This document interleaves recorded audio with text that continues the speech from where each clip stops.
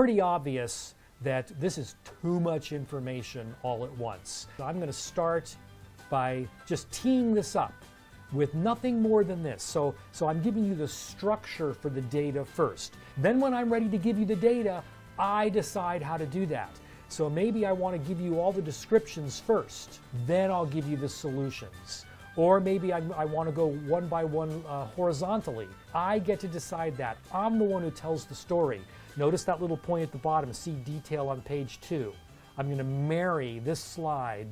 There's the full table, which easily fits on a formatted page. I understand why the person created this slide the way they did, because there's so much going on here. All of these elements are competing for your attention. And so they say, look at me with these boxes. When you think in terms of when, not just what, then you can think entirely different about these slides. So for instance, what drives public health intelligence? We've been asking this question for the last 5 years. We know that it's these 3 things right here. They make up our informatics strategy, which in turn informs all of the technology that we bring to bear, evidence-based and intelligence-driven health information. Look at the difference in that. When these elements don't have to try so hard, they become prominent, they have their moment in the sun because of the sequencing. Now I could show a chart like this, and I could discuss how the thing we're really looking at is enrollment, and how enrollment has moved over the last 6 months. Or I could show you exactly how enrollment has moved over the last 6 months.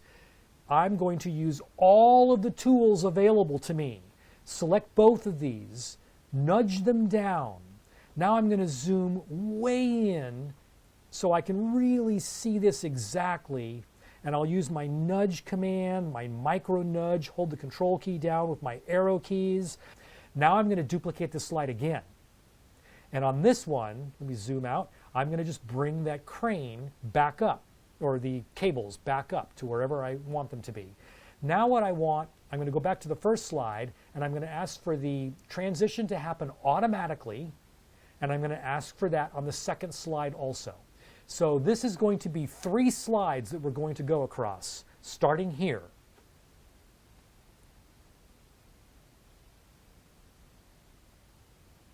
Perfect. What did that take me? About 2.5 minutes or so.